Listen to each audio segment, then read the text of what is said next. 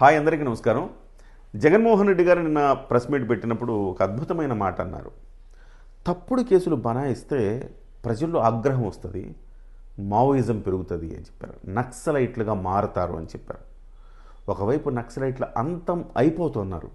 So almost పెద్ద పెద్ద నాయకులందరూ కూడా పట్టుబడిపోయినారు. చాలామంది వచ్చేసి లొంగిపోతున్నారు. నక్సలిజానికి ఇది రోజులు కాదని అందరికీ తెలుసుకుంటున్నారు. సో ఇవాళ సోషల్ మీడియా అంత ఇంతకుముందులాగా దాచిపెట్టేది ఏం లేదు. ఇవాళ అద్భుతంగా ఎవరైనా ప్రశ్నించగలిగితే అద్భుతమైన అవకాశాలు ఉన్నాయి. సో జనబాహుళ్యంలోకి వచ్చి ప్రశ్నించగలిగిన అవకాశాలున్న నేపథ్యంలో నక్సలిజానికి అసలు ఉనికి లేకుండా పోతుంది. ఎవరు కొత్తగా రిక్రూట్మెంట్ లేవు, ఎవరు అడవుల్లోకి వెళ్ళి ఈ రకమైన పని చేయాలనుకోవట్లా. ఆ దశలో ప్రతి ఒక్కళ్ళు లొంగిపోతున్నారు.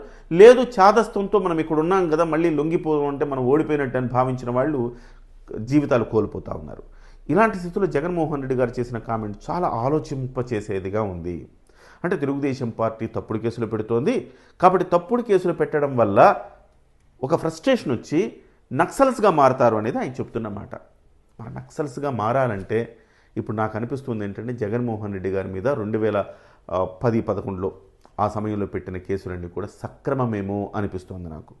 జగన్మోహన్ రెడ్డి గారు కావచ్చు, వాళ్ళ అనుయాయులు కావచ్చు, ఇప్పటి వరకు చెప్తున్నది ఏంటి, జగన్మోహన్ రెడ్డి గారి మీద అక్రమంగా కేసులు పెట్టారు, రాజకీయ కేసులు అవన్నీ అని చెప్పి చెప్తూ ఉండేవారు కదా.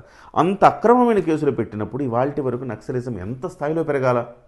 అయ్యో మహానేత కుమారుడు జగన్మోహన్ రెడ్డి గారి మీద కేసులు పెట్టారు, మనం వెళ్ళి అడవుల్లోకి వెళ్ళి పోరాడాలని అనుకోవాలి కదా. కానీ అలా కాకుండా రివర్స్లో గత 10 ఏళ్లలో నక్సలిజం పూర్తిగా అంతమైపోయింది. అంటే జగన్మోహన్ రెడ్డి గారి మీద పెట్టిన కేసులు సక్రమం అని ఇప్పుడు మనం అనుకోవాలి కదా.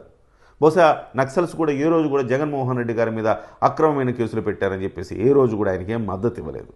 కాబట్టి జగన్మోహన్ రెడ్డి గారు మాట్లాడితే 1-4 సార్లు ఆలోచించుకోవాలా. ఇవాళ ఆయనే కౌంటర్ వేసుకున్నట్టయింది. సో ఆయన కేసులు సక్రమమే అని చెప్పేసి ఆయన చెప్పుకున్నట్టయింది.